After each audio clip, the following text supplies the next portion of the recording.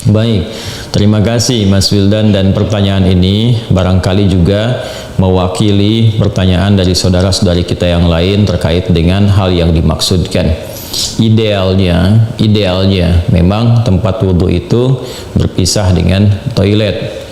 Mengapa? Karena di dalam tempat wudhu itu kita juga menyertakan ya berbagai macam kalimat-kalimat thayyibah yang mengiringi proses wudhu, baik sebelum ataupun setelah wudhu itu dilangsungkan. Ya, bukankah kita saat berwudhu kan mengucapkan Bismillahirrahmanirrahim, kan?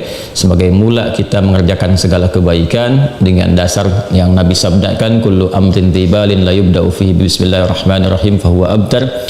Dan itu juga sebagai ekspresi ungkapan gambaran atas niat yang kita tujukan dari wudhu itu, kita arahkan untuk mendapatkan ridha Allah Subhanahu wa taala. Kemudian juga di akhir wudhu kita juga kan berdoa, ya kan, dengan mengucapkan syahadatain, syahadu an la ilaha illallah, syahadu anna muhammadar rasulullah. Kemudian kita mengatakan Allahumma ja'alni minat tawwabin wa ja'alni minal mutatahhirin. Kalau kita mau kemudian tambahkan juga dengan doa wa ja'alni min ibadikas salihin.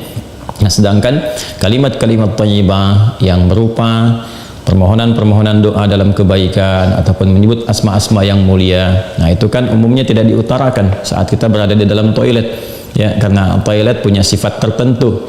Ya, sifatnya hanya untuk menyalurkan atau membuang hadas, baik yang sifatnya kecil ataupun juga besar, dengan cara-cara tertentu yang boleh jadi juga melahirkan najis. Sedangkan wudhu itu ya tidak seketika juga menyatu dengan menghilangkan najis. Bisa jadi hanya hadasnya saja, belum tentu ada najisnya, gitu kan. Sedangkan kalimat-kalimat thayyibah sangat tidak disukai diungkapkan dalam keadaan-keadaan kita masuk toilet. Karena itu saat masuk toilet kita kan berdoanya doa memohon perlindungan kepada Allah dari godaan-godaan setan yang berkumpul di tempat-tempat yang buruk, ya, seperti toilet dan semisalnya. Allahumma inni a'udzubika minal khubuthi wal khaba'ith.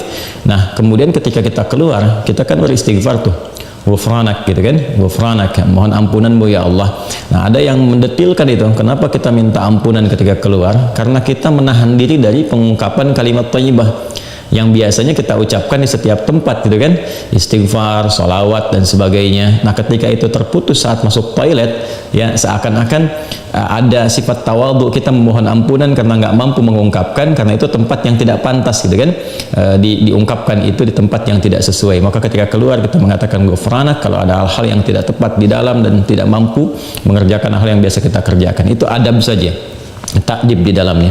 Nah, karena alasan inilah akan lebih bagus kalau tempat wudhu itu bisa terpisah sendiri dengan toilet, sehingga nanti kesempurnaan hal-hal yang mengiringi bisa dilakukan. Bila pun memang keadaannya tidak memungkinkan dan hanya ada itu, dan bisa didapatkan di dalam berbagai kondisi, ya, Anda ke mall misalnya kan, tidak ada tempat spesifik wudhu, taruhlah gitu, demikian kondisinya, atau bahkan dalam kondisi tertentu, bahkan saat haji atau umrah yang begitu padat tempat wudhunya misalnya, dan Anda hanya menemukan ada toilet tapi ada keran yang disiapkan terpisah, gitu kan, di dalamnya itu. Nah, ini kondisi-kondisi demikian masih memungkinkan, ya. Jadi kalau ada kondisinya sifatnya tidak terpisah keadaan tempat wudhunya, maka tidak ada masalah ketika Anda berwudhu dalam keadaan juga menyatu tempatnya dengan toilet, karena kaidah juga mengatakan ad-daruratu tubihul mahdharat. Kondisi-kondisi yang mendesak itu, kondisi-kondisi yang tidak biasa itu membolehkan, bahkan yang terlarang pun asalnya diperkenankan.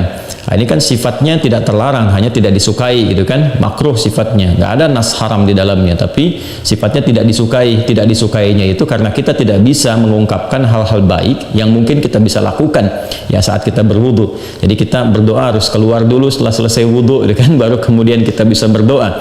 Ataupun Bismillahirrahmanirrahim hanya kita bisa ungkapkan dalam hati, nggak bisa kita lafadzkan, gitu kan. Doa-doa pun kita iringkan di dalam hati. Nah, itu hal-hal yang menjadikan kita kemudian tidak maksimal. Pun demikian juga ada satu kondisi lain, itu kan tempat berkumpulnya setan di tempat-tempat yang kurang bagus itu, sehingga godaan-godaan saat berwudu dan sebagainya, nah itu kadang-kadang lebih banyak. Nah, ini tentunya juga di satu sisi tidak berlaku juga, ya, kondisi ini saat misalnya kalau mandi besar, kadang-kadang kan juga tempatnya menyatu juga dengan toilet, kan mandi besar juga berlangsung wudu di dalamnya, gitu kan. Nah, ini kita harus fleksibel juga dalam kondisi-kondisi demikian. Jadi ini yang mau saya katakan, tidak berhukum haram, itu bisa dilakukan. Kalau tempatnya kita misalnya memungkinkan untuk berpisah, bagus, ada dipisahkan. Tapi kalau menyatu pun tidak ada masalah, kan? Tidak ada masalah sepanjang dalam keadaan-keadaan darurat tertentu dan tidak berhukum haram.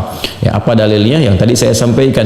Ya, tidak ada nas spesifik mengharamkannya, dan kadang-kadang kita mandi besar juga, ya, al-ghuslu dari janabah dan semacamnya juga berlangsung, dan dalam mandi besar juga ada wudu. Namun barangkali kesempurnaan itu tidak bisa kita iringkan dengan kalimat-kalimat thayyibah yang diungkapkan, hanya dalam hati kita lakukan.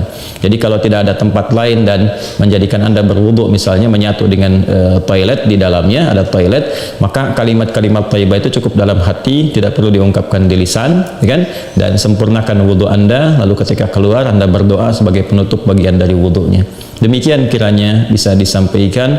Wallahu taala a'lam bissawab. Dan sebelum saya menutup, ada sesuatu yang sangat menarik ketika Ibnu Abbas radhiyallahu taala anhuma menyampaikan kisah Nabi sallallahu alaihi wasallam, ya, saat beliau berada di kediamannya Sayyidah Maimunah radhiyallahu taala anha, dan malamnya kemudian bangun, ya, bangkit dari tidurnya, duduk dulu menghilangkan bekas ngantuk. Nah, ini ditemukan di Sunan Abu Daud nomor hadis 1367. Tsumma dhahaba ila syanin mu'allaqah. Kemudian beliau pergi ke tempat tertutup. Nah, syanin mu'allaqah ini enggak disebutkan tempat tertutupnya. Apakah dia sifatnya mirhad, ya kan? Apakah tempatnya toilet yang menyatu, kamar mandi, ataukah dia tempat wudhu, ya kan? Bidha, apakah dia tempat wudhu? Nah, ini yang tidak disebutkan. Keadaannya tempat tertutup saja. Ini memberikan kesan bahwa bisa jadi kalau itu yang dimaksudkan adalah tempat yang tertutup, itu toilet dan semacamnya, jelas, ya, dilakukan dalam bentuk tertutup sehingga tidak tampak aurat dan sebagainya, itu fikih yang lain. Tapi kaitan dengan wudhu juga itu cukup menarik juga. Hendaknya kalau kita pun membuat tempat wudhu di satu tempat, ya, dimungkinkan ada penutupnya, karena boleh jadi tempat-tempat yang digunakan untuk oleh laki-laki ataupun perempuan yang menyatu, dan menyatu itu yang dimaksudkan dimanfaatkannya. Ya, boleh jadi ada perempuan juga yang masuk ke situ, kan di satu tempat tuh nggak ada kekhususan gitu, ya. Nah, tapi tempat-tempat lain sekarang sudah lebih bagus. Ini untuk laki-laki, ini untuk perempuan, tuh nggak ada masalah. Tapi kalau tempat yang digunakan untuk menyatu, dia hendaknya ada penutup sehingga nggak semua orang bisa mengakses ke dalamnya dengan batas-batas tertentu. Apa kaitannya, korelasinya dengan pertanyaan Anda? Syanin mu'allaqah di sana nggak disebutkan, ya, apakah itu tempat wudhu atau menyatu dengan toilet. Tapi babnya ketika keluar dari situ Nabi sudah berwudhu. Ya, sedangkan keterangan-keterangan tentang seputar wudhu Nabi dan bangkit di malam hari itu disertakan juga dengan janabat. Artinya apa? Di kondisi-kondisi tertentu kan mandi, ya kan? Dalam mandi itu kemudian ada proses wudhu dan sebagainya. Ini menunjukkan kesan bahwa dalam mandi itu kan ada, selain hadas juga ada sifat-sifat lain yang dibersihkan, ya kan? Bisa jadi juga yang mengandung najis seperti buang air kecil, ya, dan sebagainya kan menyertai dalam mandi itu. Nah, ini memberikan kesan bahwa tidak ada hukum spesifik haram untuk mengerjakan wudhu di dalamnya, karena ada proses yang tadi saya sebutkan. Tapi lebih disukai kalau hanya untuk wudhu semata, tidak disertai dengan mandi yang lainnya, kalau ada tempat yang terpisah sehingga bisa menyempurnakan bacaan-bacaan yang dimaksudkan. Demikian Mas Wildan, ya, semoga bisa dipahami dengan baik. Allah taala alam bissawab.